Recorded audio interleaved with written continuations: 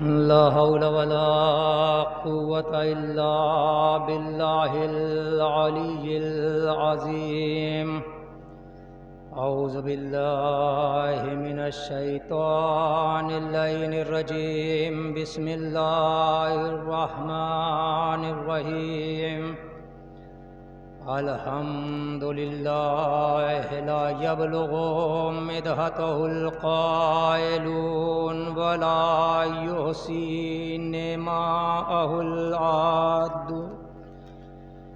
ولا يعدي حقه المجتهدون الذي لا يدركه بعد الهمم ولا يناله غوث الفتن الذي ليس لصفته حد محدود ولا نعت موجود ولا وقت معدود ولا أجل ممدود. فطر الخلائق بقدرته ونشر الرياح برحمته وابتدى بالصخور ميدان أرضه. ثم الصلاة والسلام على رسول الثقلين محبوب رب المشرقين والمغربين جد الحسن والحسين أبي القاسم محمد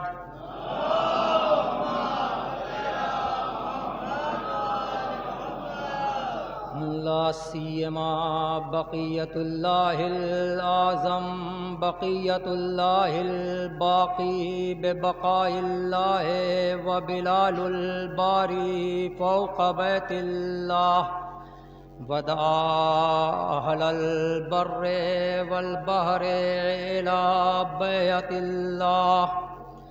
أما بعد فقد قال الله تبارك وتعالى في كتابه المجيد وفرقانه الحميد وهو أصدق الصادقين وقوله الحق.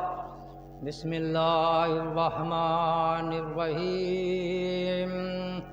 يا أيتها النفس المطمئنة ارجعي إلى ربك راضية مرضية. صلوات علی محمد وآل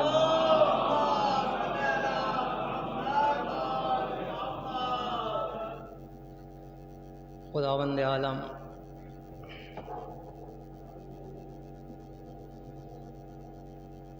ارشاد فرما رہا ہے کہ اے نفس مطمئن پلٹ آ اپنے رب کی طرف، لیکن پلٹنے سے پہلے ایک کام کر، راضیتم مرضیہ، تیرا رب تجھ سے راضی ہے، تو بھی اپنے رب سے راضی ہو جا. اور جس سورے میں اس آیت کا ذکر ہوا اسے سورۃ الحسین بھی کہا جاتا ہے، جس میں اللہ تمام علماء کا اتفاق ہے کہ اس آیت کے مصداق سلطان کربلا ہیں. بات کو شروع کرنے سے پہلے ایک دو مسئلے ہیں جن کو تھوڑا سا واضح کرنا ہے، کیونکہ کلپ بہت چل رہی ہیں، صادق صاحب نے بھی بھیجی ہم کو. ایک مسئلہ ہمارے یہاں ہے ولایت فقیہ کا، جس کا جاننا بہت ضروری ہے کہ ولایت فقیہ ہے کیا. اصل میں اس دور میں دو چیزیں زیادہ ہو رہی ہیں، ایک اصولی بن گئے، ایک اخباری بن گئے. اخباریوں کی طرف بھی شدت پسند لوگ زیادہ ہو گئے، اور یہی سلسلہ ہوا ہمارے اصولیوں کی طرف. کوئی یہ کہتا ہوا نظر آتا ہے کہ آیت اللہ خامنائی کا مقام وہی ہے جو امام حسین کا مقام ہے. کلپیں فیس بک پر یوٹیوب پہ چل رہی ہیں. کوئی کہہ رہا ہے کہ آیت اللہ خامنائی علیہ السلام حد تو تب ہوئی کہ معراج کا واقعہ آپ کے ذہنوں میں ہے. ایک صاحب نے منبر سے بیان کیا، صلوات پڑھیں محمد وآل محمد پر.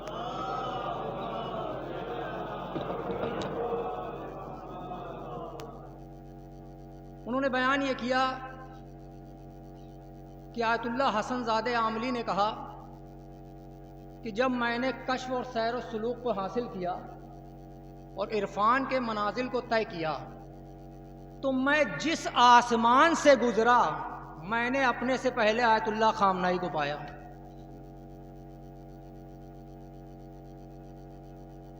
اور حد یہ ہے، یہ مسئلہ اتنا ٹیڑھا ہو چکا ہے کہ حقیقت یہ ہے کہ کائنات میں آدم سے لے کر عیسیٰ تک انبیاء کی، اور شیخ صدوق سے لے کے آیت اللہ سیستانی، آیت اللہ خامنائی تک تمام علماء کی، سب کے جوہر کو اکٹھا کیا جائے،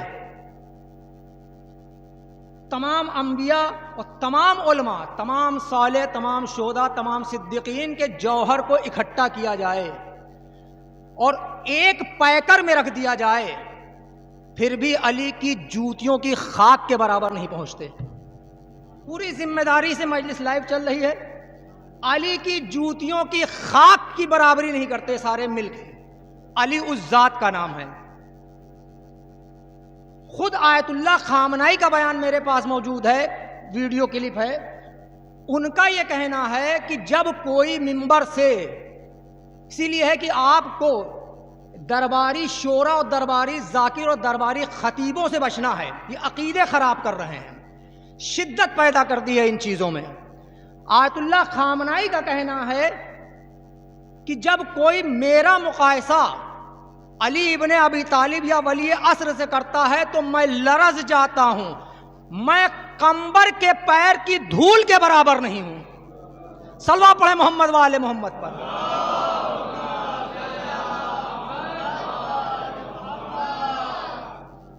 بھائی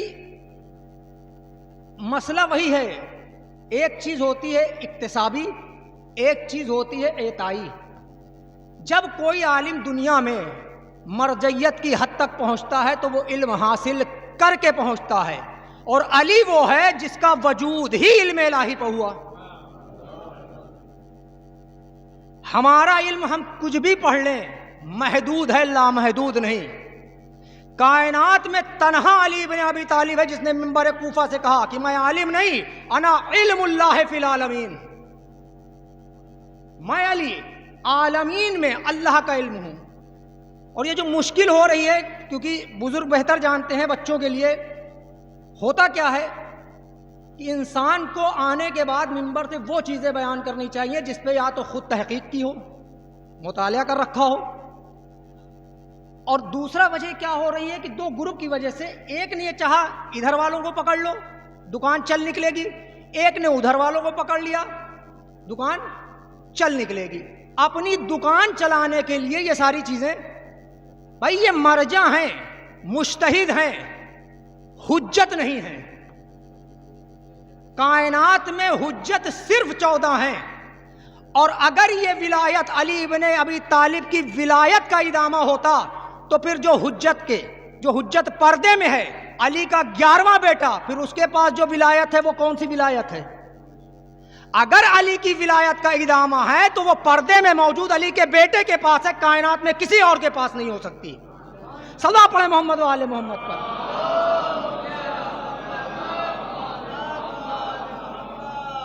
اس چیز کو بیان اس لیے کر رہا ہوں کیونکہ کلپ سننے کے بعد بہت سے لوگوں کے ذہن میں، خود صادق صاحب ہم سے پوچھنے لگے کہ یہ کیا چکر ہے، کلپ واٹس ایپ پہ بھیج کے. تو یہ چیزیں اور بھی لوگ سنتے ہیں، اور بھی لوگوں کے ذہن میں جاتی ہے. بھائی جہاں رہبر یہ کہہ رہے ہوں کہ حسین کے اوپر جان دینے والے حبشی غلام کی خاک کے برابر نہیں. آپ آتے ہیں، آنے کے بعد کوئی آیت تطہیر کا مصداق قرار دے دیتا ہے، کوئی شب معراج پہنچا دے رہا ہے. تو یہ چیزیں شرک کی منزل ہیں اور یہ سوچنے والی بات ہے. آپ نے سن رکھا ہے. صلوات پڑھیں محمد وآل محمد.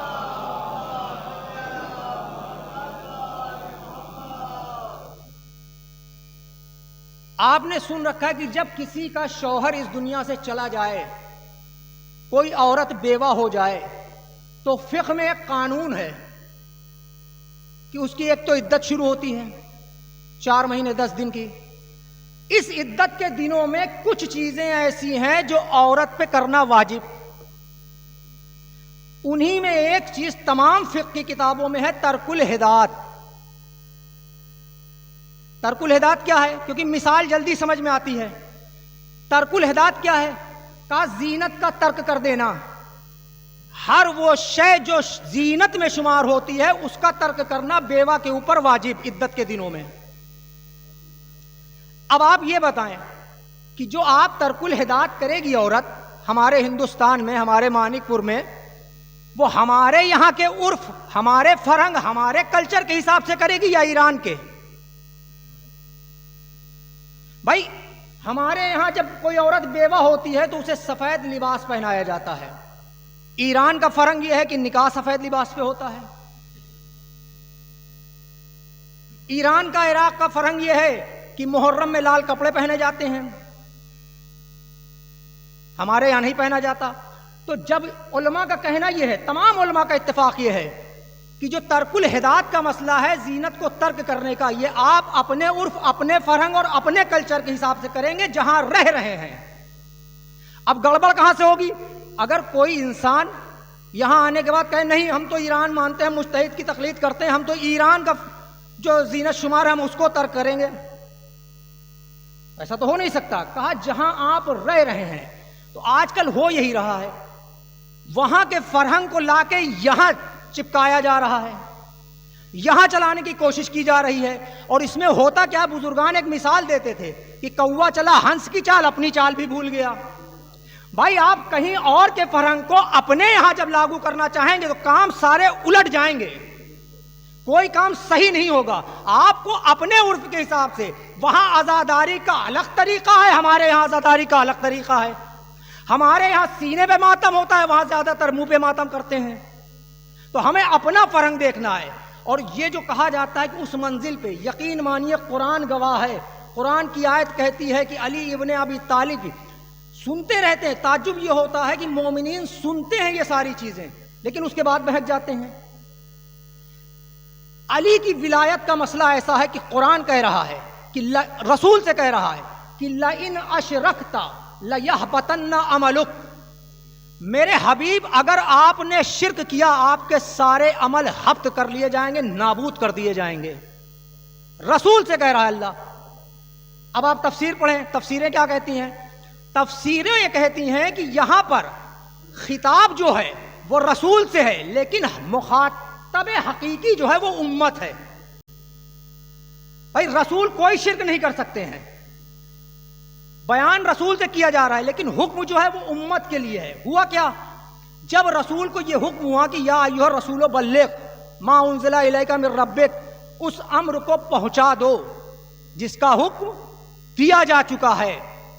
تو اب رسول، قرآن کی آیت کہہ رہی تھوڑا رسول، اب قرآن نے کہا ڈریے نہیں، اللہ آپ کی حفاظت کرنے والا ہے.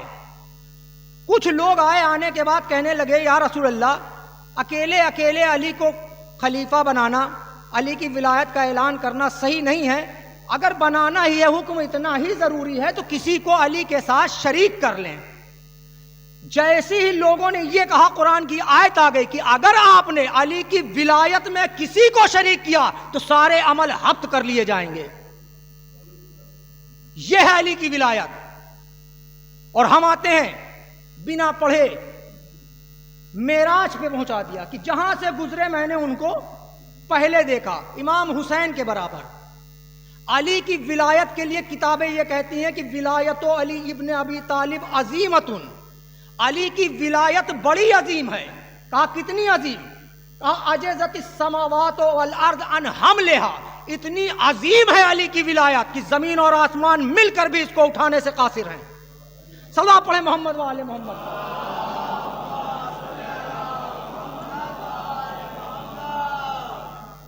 تو کچھ چیزیں بنا سوچے سمجھے بیان کرنا، کیونکہ کام یہ ہے کہ ایمان بچانا، اور یہ مشکل یہاں سے ہوتی ہے آپ نماز جماعت سے پڑھتے ہیں آپ لوگ، جب صفیں لمبی ہو جاتی ہیں تو اس میں ایک مکبر کھڑا کیا جاتا ہے۔ مکبر کا کام کیا ہوتا ہے؟ جماعت میں پیش امام کے ساتھ ساتھ تکبیر کہتا ہے، تاکہ چونکہ صف طولانی ہے پیچھے والوں کو یہ پتہ چل جائے کہ اب پیش امام رکوع میں گیا، اب سجدے میں گیا، اب قنوت میں گیا، اب تشہد میں گیا، اب اس نے سلام کہا۔ اب آپ ایمان سے بتائیں، اگر یہی مکبر رکوع کی جگہ سجدے کا ذکر کہنے لگے، سجدے کی جگہ قیام کا ذکر کہنے لگے، قیام کی جگہ سلام کا ذکر کہنے لگے، تو جماعت کا کیا ہوگا؟ جماعت الٹ جائے گی، جماعت باطل ہو جائے گی۔ علماء دین کے مکبر ہیں، علماء دین کے مکبر ہیں، اگر یہی علماء غلط بیانی کرنے لگیں تو قوم کا کیا ہوگا؟ قوم کہاں جائے گی؟ تو یہ ذمہ داری علماء کی ہے کہ علماء منبر پہ بیان کریں کہ حقیقت کیا ہے، کیا ہمیں کہنا ہے، کیا نہیں کہنا، کہاں پہ ہم شرک کر رہے ہیں۔ کیونکہ شرک کی جو منزل ہے علی کی ولایت میں، بہت بڑا مسئلہ ہے علی کی ولایت کا۔ اس دن مجلس میں بیان کیا تھا، ولایت علی کی وہ ہے کہ جس کو پانے کے بعد رسول سر سجدے میں رکھ دیں اور شکر کا سجدہ ادا کریں۔ کیا یہ وہی رسول نہیں کہ جس کے لیے قرآن میں کہتا ہے قم اللیل الا قلیلا، تھوڑی نمازیں پڑھو، کم نمازیں پڑھو، کم عبادت کرو۔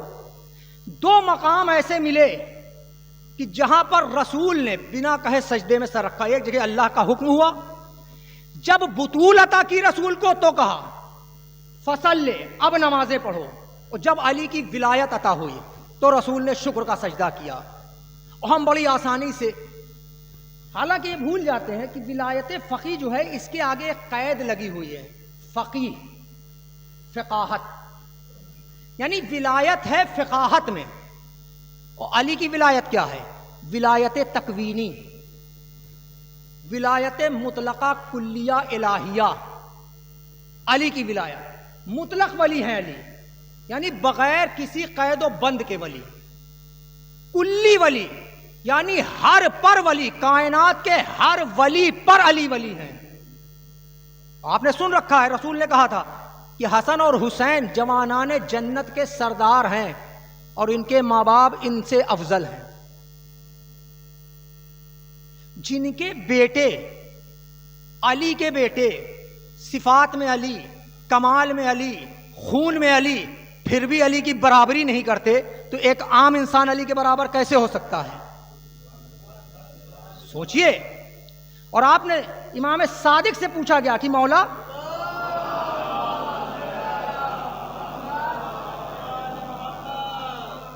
کیونکہ ولایت کا جاننا بچوں کے لیے بہت ضروری ہے، پوچھا گیا مولا جب آپ کا آخری بیٹا ظہور کرے تو کیا ہم اسے السلام علیکہ یا امیر المومنین کہہ سکتے ہیں؟ فرمایا ابدا، ہرگز نہیں، یہ لقب مخصوص ہے میرے جد علی ابن ابی طالب کے لیے۔ اور آپ سوچیں ذرا کہ جو ظہور کرنے والا ہے صفات میں، کمال میں، حد یہ ہے کہ بعض کتابوں میں یہاں تک ملا کہ آج تک اللہ کے جو صفات ظاہر نہیں ہوئے، جب یہ حجاب حقیقت کو ہٹائے گا تو وہ بھی صفات ظاہر ہو جائیں گے۔ لیکن جب یہ کعبے کی چھت پہ آئے گا تو کہے گا اشہد ان امیر المومنین، میں گواہی دیتا ہوں کہ علی میرا بھی امیر ہے۔ صلوات پڑھیں محمد و آل محمد پر۔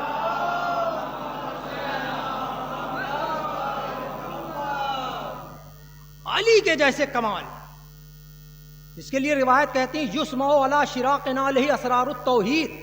جب علی کا یہ بیٹا گلیوں میں شہراہوں میں گھومے گئے تو اس کی جوتی کے تلوے توحید کے راز بیان کریں گے، اور وہ منبر سے آ کے کعبے کی چھت کو منبر بنا کے کہہ رہا ہوگا اشہد ان امیر المومنین۔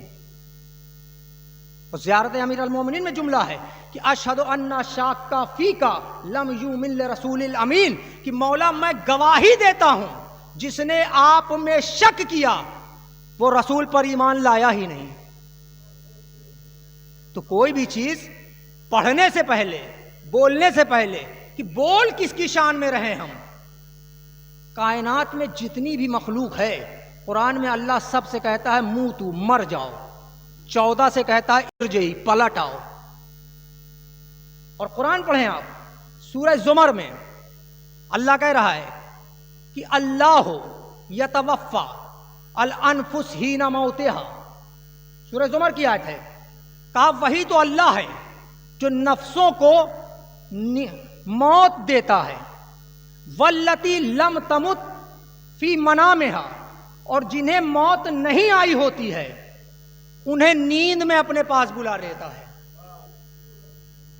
نفسوں کو موت دیتا ہے اور جنہیں موت نہیں آئی ہوتی انہیں بھی نیند میں بلا لیتا ہے.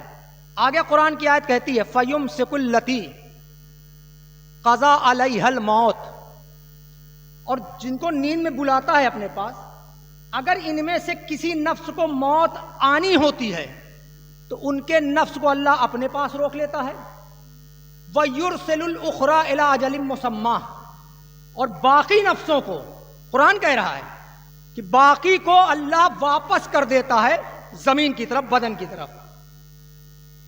موت آتی ہے نفس کو اپنے پاس بلا لیتا ہے، اور جنہیں نہیں آتی ہے انہیں بھی نیند میں اپنے پاس بلاتا ہے. جن کی موت آ جاتی ہے، آپ دیکھتے ہیں انسان اچھا خاصا رات میں سویا صبح تو انہیں بھی روک لیتا ہے، لیکن جن کی نہیں آئی ہوتی انہیں واپس کر دیتا ہے. جب اس کی آپ تفسیر پڑھیں تو تفسیر یہ کہتی ہے کہ اذا نعم العبد، جب کوئی بندہ سوتا ہے، عرجت نفسہ الی السماء وبقیت روحہ فی بدنہ، کہ جب انسان سوتا ہے تو اس کا نفس جو ہے وہ آسمان کی طرف چلا جاتا ہے. کیونکہ اللہ نے کیا کہا تھا، نفس مطمئن کا نفس آسمان کی طرف چلا جاتا ہے اور اس کی روح جو ہے اس کے بدن میں باقی رہتی ہے. روح بدن میں ہے، نفس آسمان پہ ہے. وَإِنْ أَذِنَ اللَّهُ، جب اللہ اگر یہ ارادہ کر لیتا ہے، اجازت دے دیتا ہے کس چیز کا، فی قبض الارواح، روح کو قبض کرنے کا، موت دینے کا، تو اسے روک لیتا ہے. اور اگر پھر ہوتا کیا ہے، کا اجابت روح النفس، اگر اللہ موت دینا چاہے، ہر نفس کو اللہ نے بلا لیا اپنے پاس، اب اگر موت دینا ہوئی تو نفس جو ہے روح کی اجابت کرتا ہے. روح بدن میں ہوتی ہے، نفس کہاں ہوتا ہے، آسمان میں. توجہ ادھر رکھیں آپ، نفس آسمان میں، روح بدن میں. اگر روح قبض ہو جاتی ہے تو نفس روح کی اجابت کرتا ہے، اور اگر موت نہیں آئی ہوتی ہے تو اجابت نفس الروح، تو روح نفس کی اجابت کرتی ہے. قانون الہی کیا بنا کہ جب بھی آسمان پہ جانا ہو نفس پہلے جاتا ہے، روح بعد میں جاتی ہے. قرآن کی آیت ہے، جب بھی آسمان کا سفر طے کرنا ہوگا نفس پہلے جائے گا، روح بعد میں جائے گی. اگر موت آ گئی ہو تو روح نفس کو اللہ روک لیتا ہے. اور اگر موت نہ آئی ہو، انسان سو رہا ہے، کسی شے نے انسان کو اذیت کی، حالانکہ کتابیں کہتی ہیں کہ روح جو ہوتی ہے وہ نفس سے زیادہ طاقتور ہوتی ہے. روح نفس سے زیادہ طاقتور ہوتی ہے. نفس بغیر روح کے کچھ کر نہیں سکتا. لیکن اگر انسان سو رہا ہے اور کوئی چیز اس کو اذیت کر رہی ہے تو روح طاقتور ہے نفس سے، پھر بھی خود اپنا بچاؤ نہیں کرتی، اپنا دفاع نہیں کرتی، آواز دیتی ہے نفس کو. جب یہ آواز دیتی ہے تو اجابت نفس الروح، نفس جو ہے وہ روح کی اجابت کرتا ہے، آ کے نفس روح کی مدد کرتا ہے. قرآن نے کیا فیصلہ کیا کہ جب بھی آسمان پہ جانا ہو نفس پہلے جائے گا، روح بعد میں جائے گی. بدن کو کوئی اذیت ہو رہی ہو، روح اذیت کو دفع نہیں کرتا ہے بلکہ نفس کو مدد کے لیے پکارتا ہے. اب آپ جائیں تحقیق کر لیں، اللہ نے کہا کہ علی میرا نفس ہے، محمد میری روح. یہی وجہ تھی کہ جنگ خیبر میں رسول کو جب مشکل پڑی، رسول اگر چاہتے تو خیبر لمحوں میں اکھڑ جاتا، لیکن رسول تھے روح الہی، رسول دفاع کر نہیں سکتے تھے. رسول نے مدینے کا رخ کیا، کہا ناد علی نظر آ جائے. صلوات پڑھے محمد والے محمد پر.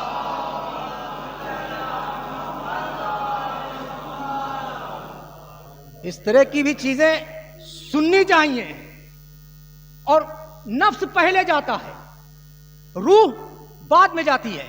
حدیث ہے کہ جعل احدہما نفسہ وآخر روحہ, کہ اللہ نے جب اس نور کو دو حصوں میں تقسیم کیا تو ایک کو اپنا نفس قرار دیا اور اسے علی نام دیا, اور دوسرے کو اپنی روح قرار دی, اسے محمد نام دیا. نفس پہلے جاتا ہے, روح بعد میں جاتی ہے. اب اگر شب معراج رسول یہ کہتے نظر آئے میں جس آسمان سے گزرا علی کی خوشبو پہلے تھی, تو سمجھ لیجئے گا جہاں سے گزرا.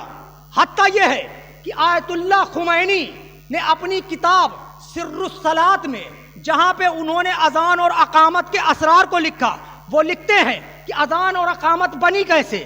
وہاں پہ انہوں نے لکھتے ہیں کہ جب رسول کے نور کو پہلے آسمان پہ بھیجا, تمام فرشتے اس نور کو دیکھ کر سجدے میں گر گئے. سجدے میں گرنے کے بعد کہتے ہیں یا جبرائیل ما اشبہ ھذا النور بنور ربنا.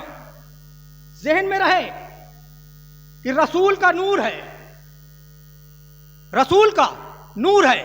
کہا یہ کس کا نور ہے جو ہمارے رب کے نور سے مشابہ ہو رہا ہے. فرشتے کہہ رہے ہیں, نوری ملک, کہ ما اشبہ ھذا النور بنور ربنا, یہ کس کا نور ہے جو ہمارے رب کے نور سے مشابہ ہو رہا ہے. جبرائیل کہتے ھذا نور محمد, یہ نور محمد ہے. فرشتے محمد کے نور کو نہیں پہچان رہے ہیں, لیکن جیسے ہی نام سنا کہ ھذا نور محمد, کہتے ہیں کیفا اخیک یا محمد, اے محمد تمہارا بھائی علی کیسا ہے, علی کیسا ہے. یہ سننا تھا کہ رسول نے کہا کیفا عارفو, تم علی کو کیسے جانتے ہو. سب ایک ساتھ کہنے لگے کہ یا رسول اللہ کیسے نہ جانوں علی کو, اللہ نے علی کی ولایت کا وعدہ لے کر کے ہی تو ہمارا وجود عطا کیا ہمیں. ہمارا وجود علی کی ولایت کے صدقے میں ہوا. اب یہاں پر رسول نے ایک جملہ کیا ہے کہا, علی کا نام اتنا میں نے سنا کہ حتی ظننتو اسم علی فی السماء اشہر من اسمی, کہ مجھے یہ گمان گزرا کہ آسمانوں پر علی کا نام مجھ سے زیادہ مشہور ہے. صلوات پڑھیں محمد و آل محمد پر.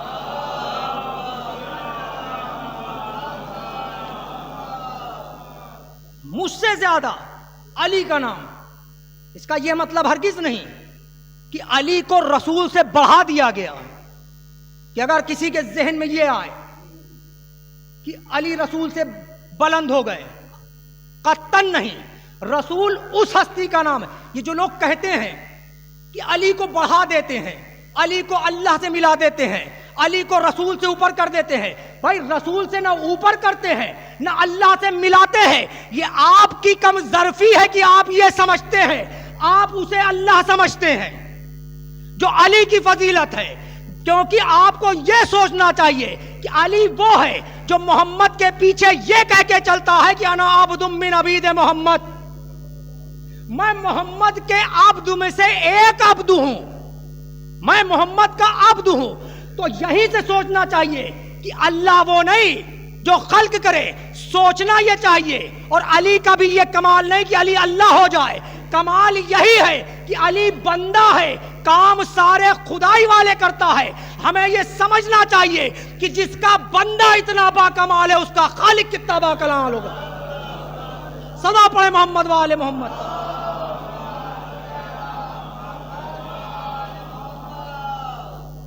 جس کا بندے کا یہ معیار ہے وہ خود کیا ہوگا جس نے اسے خلق کیا, وجود عطا کیا. وہ رب الارباب ہے, ان کا بھی رب. امام سجاد نے جو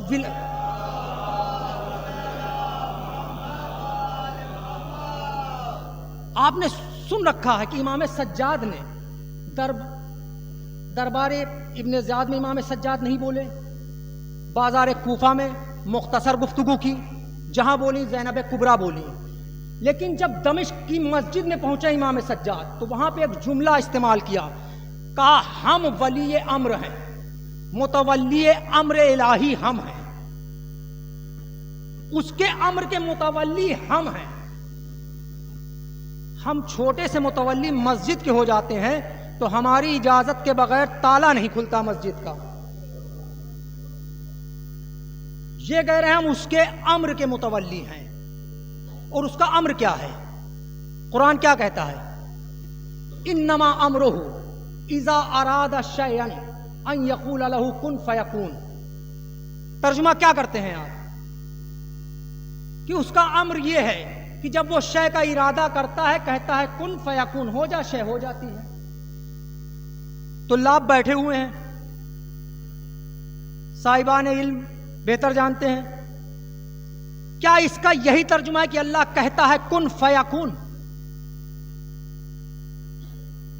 قرآن کی آیت یہ ہے کہ انما امرہ، یقیناً اس کا امر یہ ہے، اذا اراد شیئا، کہ جب وہ ارادہ کرتا ہے شے کا، ان یقولا، کہ کہے شے کے لیے ہو جا، شے ہو جائے۔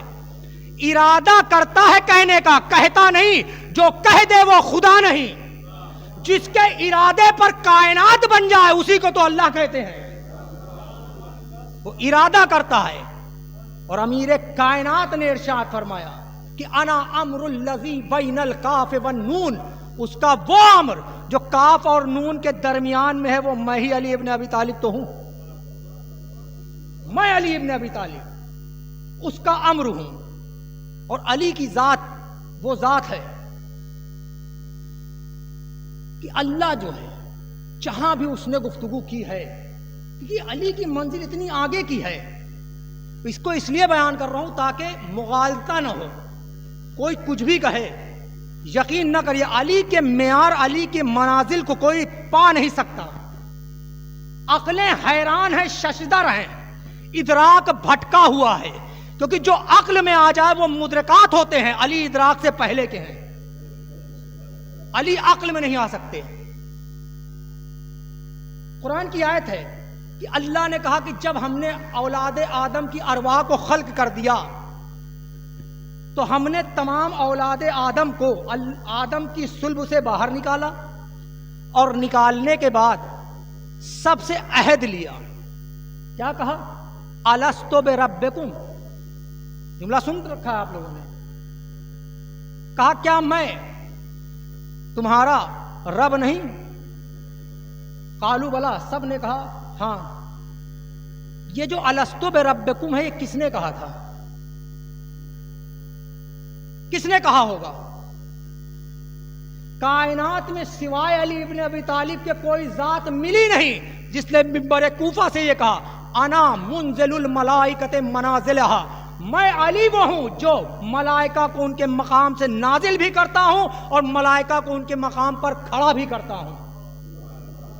اور صرف یہیں پر نہیں رکے، کرا انا آخذ العہد علی الارواح فی الازل انا المنادی لہم الست بربکم بامر قیوم لم یزل۔ کہا عالم ارواح میں الست بربکم کہنے والا بھی میں علی تھا، روحوں سے وعدہ لینے والا بھی میں علی تھا۔ صلوات پڑھے محمد وآل محمد پر۔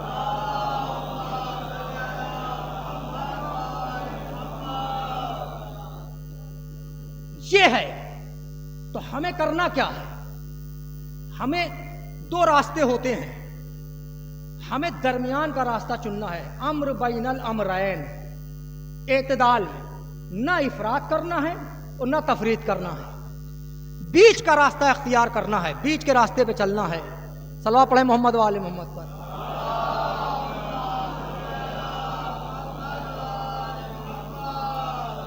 مسئلہ یہ ہے کہ خوشنود صاحب کہہ کے گئے ہیں جب تک اشارہ نہ کرو فضائل روکیے گا نہیں۔ صلوات پڑھیں محمد وآل محمد پر۔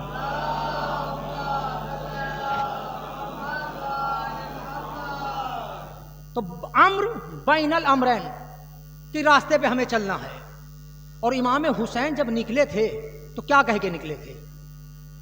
امام حسین نے، جس کے لیے اللہ نے کہا کہ پلٹا اپنے رب کی طرف، بس یہی بات کہ گرمی بھی بہت ہے، امام حسین کہہ کے نکلے تھے کہ میں اصلاح امت کے لیے جا رہا ہوں۔ اور اصلاح امت کی کیسے؟ کہا میں کوئی فساد برپا کرنے نہیں جا رہا ہوں، حسین اس ذات کا نام ہے جس نے اس زمین کو پہلے خریدا جہاں اسے دفن ہونا تھا، جہاں دفن ہونا تھا. بتایا کہ کوئی بھی میرا چاہنے والا کبھی بھی غیر اجازت کے کسی بھی شے کو استعمال نہیں کرے گا. جو غیر کی چیزوں کو بغیر اجازت استعمال کرے، یعنی اس نے حسین کو سمجھا ہی نہیں، اس نے قیام حسینی کو سمجھا ہی نہیں. حسین نے کیا مثالیں دی کربلا کے میدان میں؟ بھائی بھائی کی مثال دی، بھائی بہن کی مثال دی. نہ ایسی بہنیں دکھی نہ ایسے بھائی دکھے. اور امام حسین کی ذات وہ ذات ہے، لوگ کہہ دیتے ہیں کہ کیا ضرورت تھی خواتین کو اپنے ساتھ لے کے جانے کی جب پتا تھا کہ شہید ہونا تھا.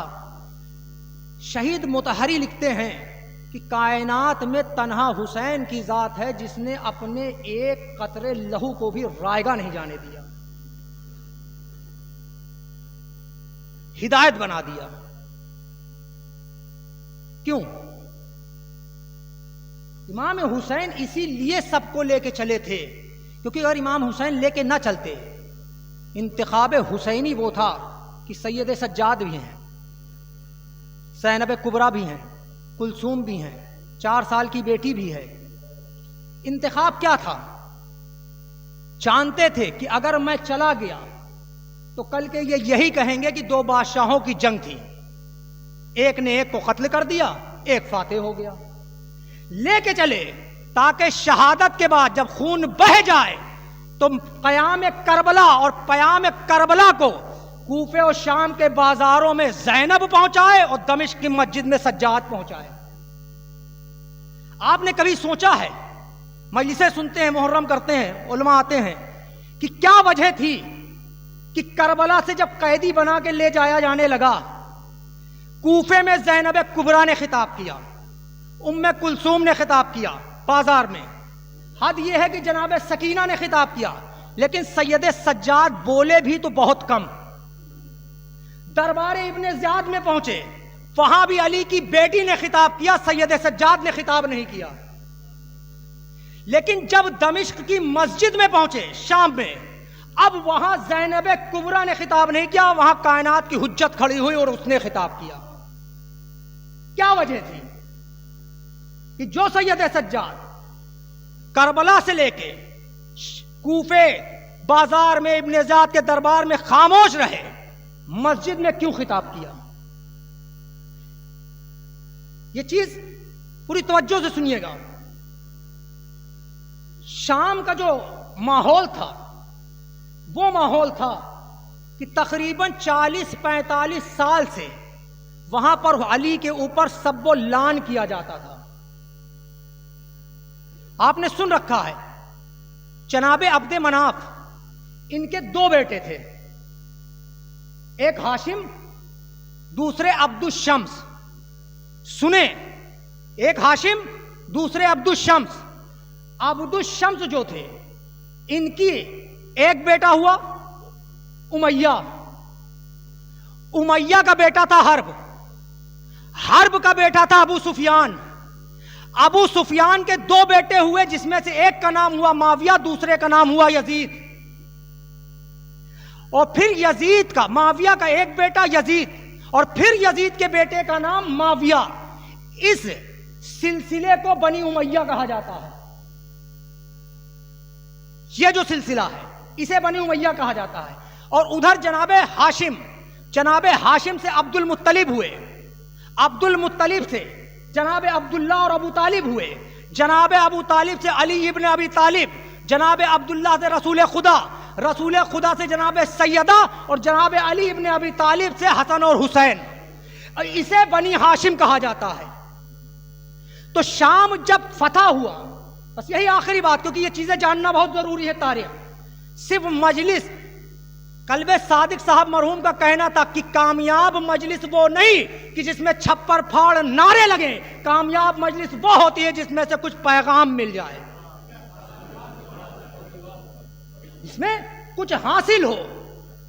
تو اب یہ جو سلسلہ تھا شام جو فتح ہوا سن 13 ہجری میں، خلیفہ اول کی وفات سے 4 روز پہلے لشکر اسلام نے شام کا محاصرہ کیا، اور اس ٹائم خلیفہ اول نے جو سپہ سالار بنا کے بھیجا تھا اس کا نام تھا خالد ابن ولید۔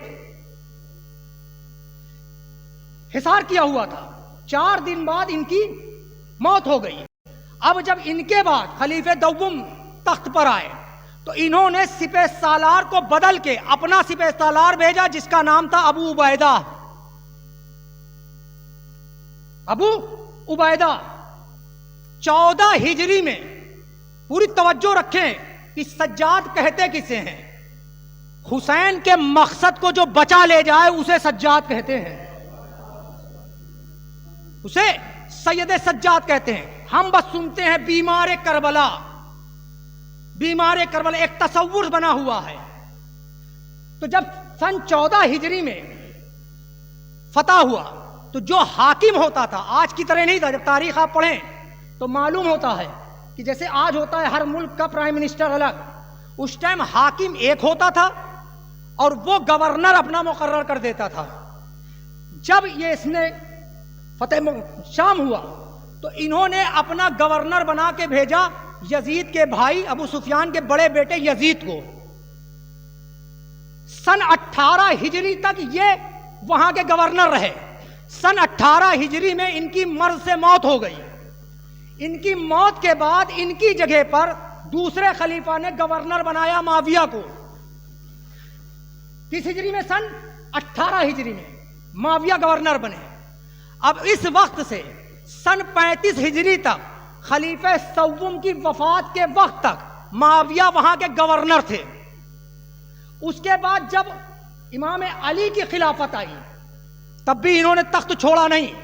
امام علی نے کئی بار گورنر بنا کے بھیجے لیکن اس نے قبول نہیں کیا، جبکہ قانون یہ تھا کہ جو حاکم ہوگا گورنر وہ طے کرے گا، لیکن اس نے تخت نہیں چھوڑا۔ تو یہ سن 40 تک گورنر بنے رہے۔ کتنے سال ہو گئے؟ 40 میں سے 18 نکال دیں آپ، 22 سال۔ 22 سال معاویہ نے شام کے تخت پہ گورنری کی۔ سن 41 ہجری میں امام حسن نے صلح کی، اور معاویہ نے صلح جو ہوئی معاویہ سے وہ اس بات پہ ہوئی، معاویہ نے کہا کہ آپ کچھ دن کے لیے، چونکہ مولا کائنات کی خلافت کے بعد یہ صلح ہوئی، ہونا یہ چاہیے تھا کہ امیر کائنات کے بعد امام حسن مجتبی کو ولی عہد خلیفۃ المسلمین بننا چاہیے تھا، لیکن صلح ہوئی کہ آپ خلافت سے کچھ دن کے لیے ہٹ جائیں۔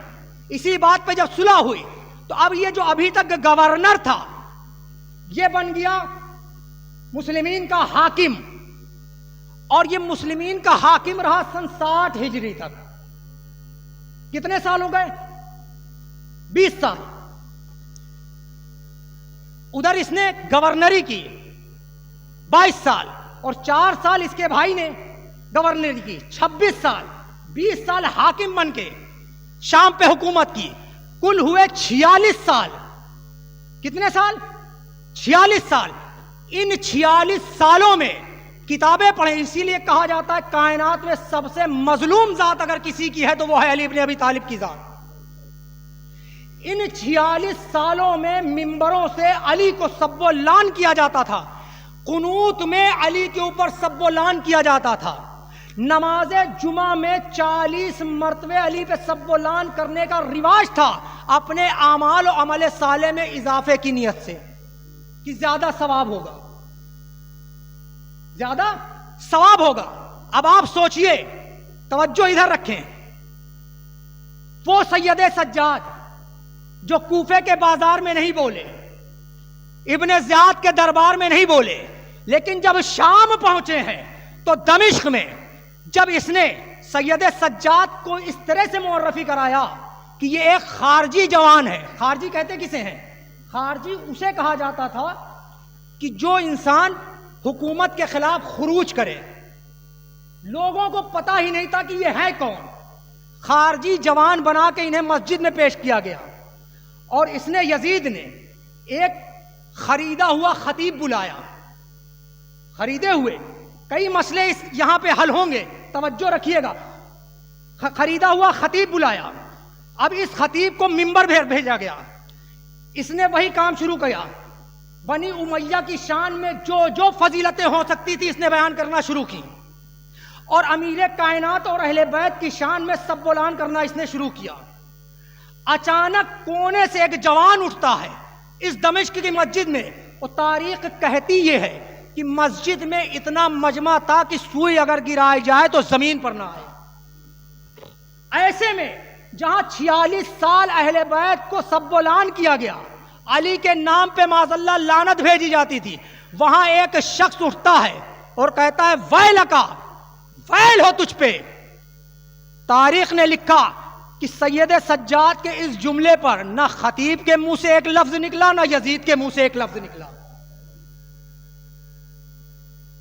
ایک لفظ نہیں نکلا. 46 سال جو کام ہوا. اب کتابیں یہ لکھتی ہیں کہ سید سجاد نے جو خطبہ دیا اور بیان کیا, کہا تو وہ ہے جو جہنم میں جائے گا.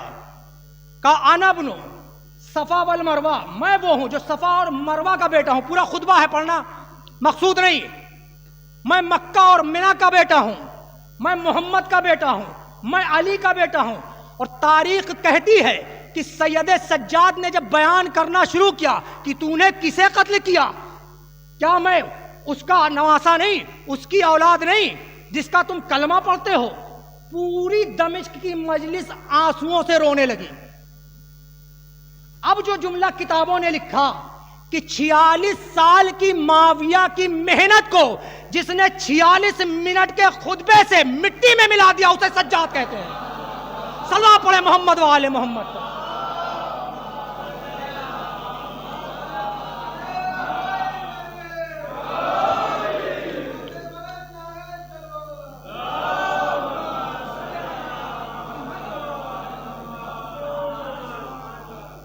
چھیالیس سال.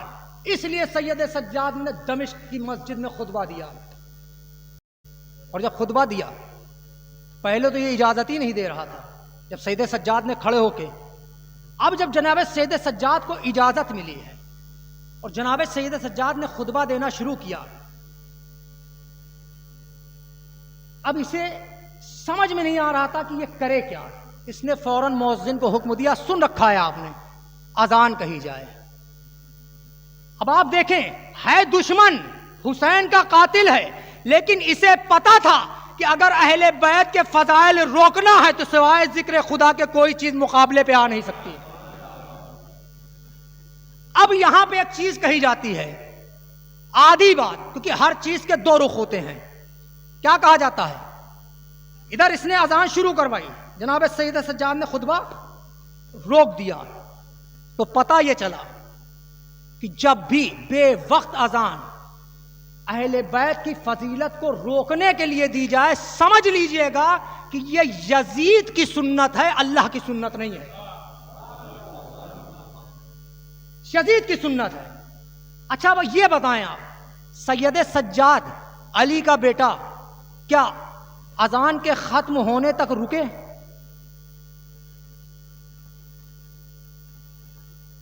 رکے تھے؟ ادھر مؤذن نے کہا اللہ اکبر, سید سجاد نے کیا کہا کہ ہم گواہی دیتے ہیں, ہم اس کے شروط ہیں, کہا اشہد ان لا الہ الا. پھر جناب سید سجاد, لیکن جیسی اس نے کہا اشہد ان محمد رسول اللہ, اب سید سجاد نے اذان کو روک دیا, خطبہ پھر شروع کر دیا. یعنی جو ایک پہلو بیان کیا جاتا, اذان ہو تو مجلس اگر ہو رہی روک دو, اذان اگر ہو رہی ہے, مجلس اگر ہو رہی ہے, تو پھر مجلس کو روکا نہیں جا سکتا, کیونکہ اذان بھی سنت ہے اور شاعر حسینی کی جو اصل ہے وہ واجب ہے. یا تو نماز کے لیے رک جائیں کیونکہ اذان مستحب ہے, اول وقت نماز پڑھنا مستحب ہے. سید سجاد پوری اذان کے لیے نہیں رکے, جیسی محمد کا نام آیا فوراً اذان کو روک دیا, کہا یہ بتا یہ تیرے جد کا نام ہے یا میرے جد کا نام ہے؟ صلوات پڑھے محمد و آل محمد.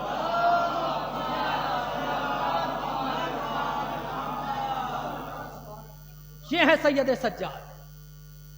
اور وہاں پر سید سجاد نے جب خطبہ دیا تو دمشق کے ماحول میں جہاں 40 سالوں سے اہل بیت پہ سب بولان کیا جا رہا تھا، پھر آخر میں سید سجاد کہتے ہیں کہ تو مانتا ہے کہ یہ میرے جد کا نام ہے، پھر بھی تو نے ہمیں کربلا سے شام تک جگہ جگہ ذبح کیا، ہمیں قتل کیا۔ سید سجاد اس ہستی کا نام ہے کیونکہ کربلا میں حسین کی 2 مرکزیت تھیں، ایک زینب، ایک سید سجاد۔ اگر یہ دونوں نہ ہوتے تو مقصد حسینی پامال ہو جاتا اور خون حسینی کربلا میں بہہ کے وہیں ختم ہو جاتا۔ یہ سید سجاد ہیں جنہوں نے، اور جناب زینب، لیکن یہ وہی سید سجاد ہیں کہ جنہوں نے کربلا کے بعد مقتل یہ کہتا ہے کہ 40 سال جب تک جیے ہیں خون روئے ہیں۔ سید سجاد خون، اور اتنا بدن لاغر ہو گیا تھا کہ بعض کتابیں کہتی ہیں کہ چلتے تھے تو لڑکھڑاتے تھے خون رو رو کے۔ ابن منذر مدائنی نے کہا مولا اتنا خون کیوں روتے ہیں؟ مولا ہم پہ ترس کھائیں، مولا اتنا خون نہ روئیں، کون سی چیز ایسی ہے جو آپ کو اتنا خون رلاتی ہے؟ جناب سید سجاد کہتے ہیں کہ 2 چیزیں ایسی ہیں جو ہمیں خون رونے پر مجبور کرتی ہیں۔ مولا وہ کون کون سی؟ کہا ایک پھوپھی کی چادر، مولا دوسری، کہا سفر میں میری بہن سکینہ نے مجھ سے کچھ سوال کیے تھے، روتا اس لیے ہوں کہ پورے ایک نہ کر سکا۔ امام فرماتے ہیں کہ جب ہمیں کوفہ اور شام کے بازاروں سے گزارا جاتا تھا تو منادی ندا دیتا تھا کہ آج اولاد علی کا وارث کوئی نہیں ہے، جسے بھی بدلے لینا ہو علی کی اولاد سے بدلے لے لو۔ مولا پھر ہوتا کیا تھا؟ کہا کوئی صدقے کی کھجوریں مارتا تھا، کوئی سکینہ کو کنیزی میں مانگتا تھا۔ مولا پھر کہا جب ہم بدلے دے کے فارغ ہوتے تو میں پھوپھی زینب کو نہ پہچانتا، پھوپھی زینب مجھے نہ پہچانتی۔ کہا مولا کچھ چیزیں بیان کریں، آرام آرام سے مصائب پڑھ رہا ہوں کیونکہ سید سجاد کا پرسہ دینے کے لیے آپ بیٹھے ہیں۔ سید سجاد حسین کا وہ مظلوم بیٹا ہے کہ کربلا سے شام تک کوفہ اور شام کے بازاروں میں جتنے تازیانے سید سجاد نے کھائے ہیں کہ کتابیں کہتی ہیں کہ سید سجاد کے کپڑے جو تھے وہ گوشت میں چپک گئے تھے، ہتھکڑیاں گرم ہو کے سید سجاد کے بدن میں چبھ گئی تھیں۔ امام سجاد فرماتے ہیں کہ ایک مقام وہ تھا کہ جب میں چلتے چلتے تھک گیا، ہمارا قافلہ رکایا گیا۔ کہا ہمارا جب قافلہ رکایا گیا ہے تو ایک ظالم اپنے قافلے کو چھاؤں میں رکاتے تھے اور ہمارے قافلے کو دھوپ میں رکاتے تھے، دھوپ میں روکتے تھے۔ اور جب دھوپ میں روکتے تھے تو مولا کہتے ہیں کہ ایک دن مجھ سے چلا نہیں جا رہا تھا۔ مولا کیوں چلا نہیں جا رہا تھا؟ کہا میرے پیروں میں آبلے تھے اور آبلوں میں کانٹے تھے، میرے ہاتھ بندھے ہوئے تھے، میں کانٹے نکال نہ سکتا تھا۔ کہا مولا پھر ہوا کیا؟ کہا میری چھوٹی سی بہن سکینہ نے مجھے اپنے کو میرے پیروں پر گرا دیا اور اپنے ہاتھوں سے میرے ایک ایک کانٹوں کو چننے لگی۔ کہا مولا سکینہ نے تو آپ کے کانٹوں کو چن دیا، لیکن 4 سال کی آپ کی بہن سکینہ بھی تو بچی تھی، وہ بھی تو ننگے پیر سفر کر رہی تھی، اس کے پیروں میں بھی تو کانٹے چبھے تھے۔ سید سجاد کہتے روتا اسی لیے ہوں۔ کہا مولا کیوں، کیا ہوا؟ کہا جب سکینہ نے میرے کانٹے نکالنا شروع کیے ہیں، ایک مرتبہ شمر ملعون تازیانے لے کے آگے بڑھا ہے، آنے کے بعد میری پشت پر تازیانے سے تاریخ کربلا کو رقم کرنے لگا اور سب تو بندھے ہوئے تھے، میری چھوٹی بہن سکینہ سے رہا نہ گیا، اس نے خود کو مجھ پر گرا دیا۔ اب اتنا ہونا تھا کہ اب جو شمر میرے ساتھ کر رہا تھا وہی سکینہ کے ساتھ کرنے لگا۔ کہا مولا پیر، کہا سکینہ نے وہاں پر مجھ سے ایک خواہش کی، کہا بھیا سجاد، ارے شمر سے کہہ دو اگر مارنا ہے تو پشت پر مارے، ارے چہرے پر اب تماچوں کی ضرب برداشت نہیں ہوتی، چہرے پر اب تماچوں کی ضرب برداشت نہیں ہوتی۔ ہاں آزادارو، یہ سکینہ ہے جو شام کے زندان میں رہ گئی، لیکن جب یہ قافلہ مدینے آیا ہے اور مقتل کہتا ہے کہ جب سید سجاد کا آخری وقت آیا ہے تو سید سجاد کو زہر دیا گیا تھا، سید سجاد کو زہر دیا گیا تھا۔ جب کسی کو زہر دیا جاتا ہے تو انسان تڑپتا ہے، انسان لیٹ نہیں پاتا ہے، تڑپتا ہے۔ سید سجاد بستر پہ کروٹیں لے رہے تھے، اچانک مقتل کہتا ہے کہ سید سجاد کوہنیوں کے بل کھڑے ہوئے، ایک مرتبہ شام کی طرف دیکھا، کہا کون کہتا ہے کہ تیرا وارث کوئی نہیں؟ امام باقر آگے بڑھے، کہا بابا کیا بات ہے، آپ کس سے باتیں کر رہے ہیں؟ کہا باقر، ارے فوراً اعجاز امامت سے شام پہنچ، ہماری دادی کا آخری وقت ہے، مجھے آواز دے کے بلا رہی ہے کہ بیٹا سجاد، بیٹا سجاد۔ امام باقر پہنچتے ہیں، ایک مرتبہ آہٹ ہوئی، جناب فضہ کہتی ہیں کہ سجاد تم آ گئے، بس آخری جملے مصائب کے، کہا بیٹا سجاد تم آ گئے۔ امام باقر کہتے ہیں دادی میں سجاد نہیں میں باقر ہوں۔ کہا یہ بتاؤ باقر سجاد کیوں نہیں آئے؟ کہا دادی کیا بتاؤں، بس آپ دیکھ لیں، دو انگلیاں بلند کی، بس دیکھا کیا؟ فضہ دیکھتی ہے کہ سید سجاد خون کی الٹیاں کر رہے ہیں، جگر کے ٹکڑے زہر سے کٹ کٹ کے سید سجاد کے منہ سے باہر آ رہے ہیں۔ فضہ تڑپ گئی، کہتی ہے باقر ارے مجھے فوراً اعجاز امامت سے سجاد کے پاس پہنچا۔ اس پہ ماتم کیا، کہا دادی ارے ذرا غور سے دیکھیے، میرا بابا تنہا نہیں، جب دیکھا تو ایک کالے برقعے والی بی بی ہے جو دامن کو پھیلائے ہوئے سید سجاد کے جگر کے ٹکڑوں کو اپنے دامن میں لے رہی ہے۔ یا سجاد یا حسین۔